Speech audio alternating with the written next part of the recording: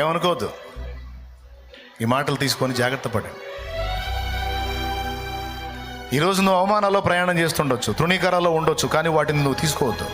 దేవునికి అప్పచెప్పేసి, నా అవమానాలన్నీ నీకే అప్పచెప్తున్నాను తండ్రి అని దేవునికి స్తోత్రం చెప్పేసి, నా తండ్రి చిత్తం అయితే నిన్ను ఘనపరిచే రోజు ఒకరోజు వచ్చింది, రాకపోయినా పర్వాలా, తప్పకుండా తెప్పిస్తాడు.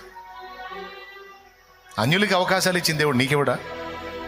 నీ తలనెత్తడా? నిన్ను ఆశీర్వదించడా? నువ్వు అహానికి పోవద్దు, తగ్గించుకో, దేవుని వైపు చూడు. తప్పకుండా నిన్ను ఆశీర్వదించే రోజు ఒక రోజు ఉంది, నీకు కృప చూపే రోజు ఒక రోజు ఉంది. కాబట్టి నీ పరిస్థితులను బట్టి అధైర్యపడద్దు. ఏ స్థితిలో కూడా చావాలి అనే ఆలోచన రానియొద్దు. అది సాతాను చేసే మోసం. ఆయన వైపే చూడు, ఆయన వైపే చూడు. ఇంతేనండి. అది